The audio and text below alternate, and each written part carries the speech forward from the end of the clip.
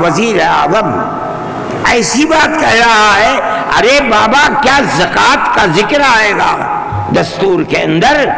کیا نماز کا ذکر آئے گا دستور کے اندر؟ کل کو کھڑے ہو کہ یہ کہہ دو کہ نماز کا ذکر دستور میں نہیں ہے اس لیے نماز نہیں پڑھنے دی جائے گی، زکوٰۃ دستور میں نہیں ہے زکوٰۃ نہیں کرنی۔ میں سوچتا ہوں کہ اللہ، ملک کا کون بول رہا ہے؟ وزیر اعظم، اور ایسی چیز بول رہا ہے جس کے نہ سر ہے نہ پر ہے۔ ہم اس کے مخالف ہیں، ہم کہتے ہیں پڑھو، خود نہیں پڑھتے، پڑھے ہوں کو بلاؤ، ان سے پوچھو دین کیا ہے، مذہب کیا ہے، ہم بتائیں گے۔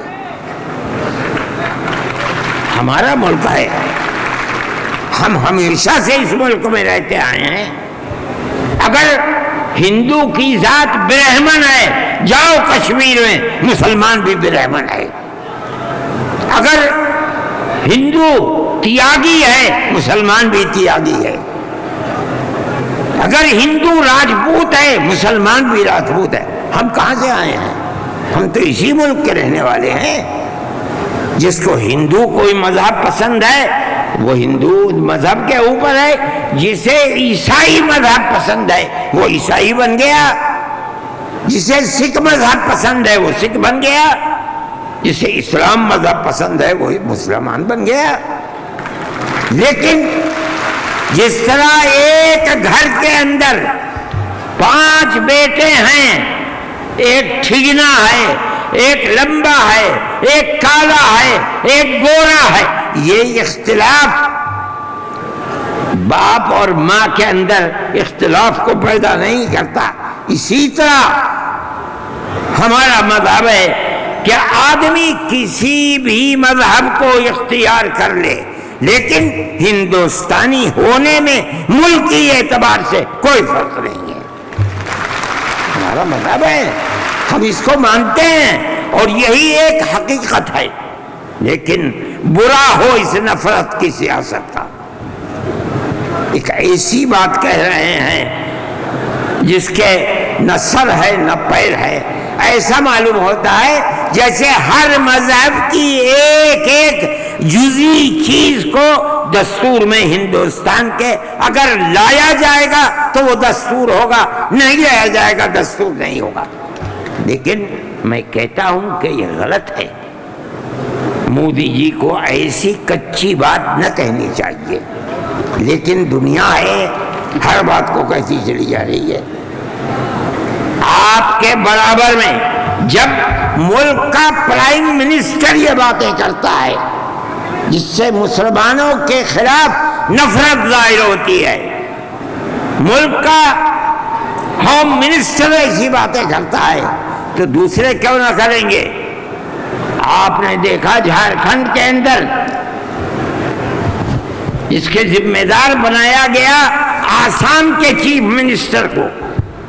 آسام کے چیف منسٹر کی روز کی تقریریں آپ سنیے، مسلمان کو مسلمان نہیں کہتا، اس کی زبان سے مسلمان کا نام نہیں کہتا، ہمیشہ گھس بیٹھیا کہتا ہے۔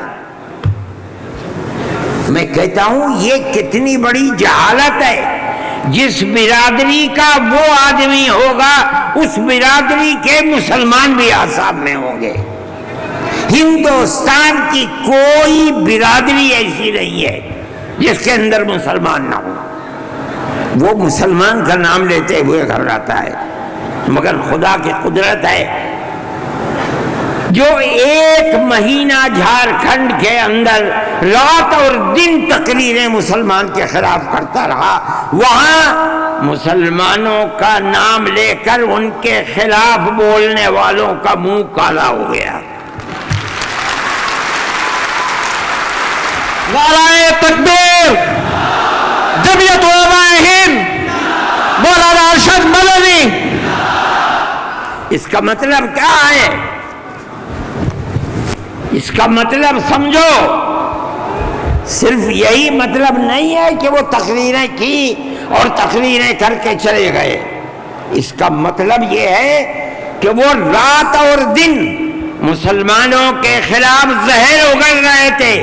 جھارکھنڈ کے صرف ہندو نہیں، ہندو اور مسلمانوں نے مل کر اس تحریک اور اس سیاست کو تھوک دیا اس کے اوپر.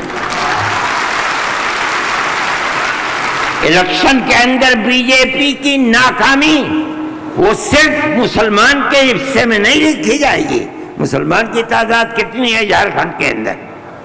اس کا مطلب یہ ہے کہ نفرت کی اس سیاست کو جھارکھنڈ کے ہندو اور مسلمان نے تھوک دیا، اس کے اوپر قبول نہیں کیا.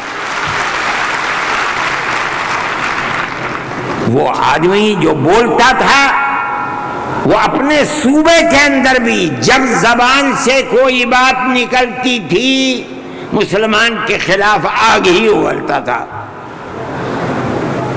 دیکھو ساری ہندوستان کے اندر ہندوستانی ہونے کے لیے یہ بنیاد ہے کہ جو سب سے پہلی مردم شماری تھی سن 1951 کی، جس کا نام اس مردم شماری میں ہے وہ اور اس کی اولاد ہندوستانی ہے.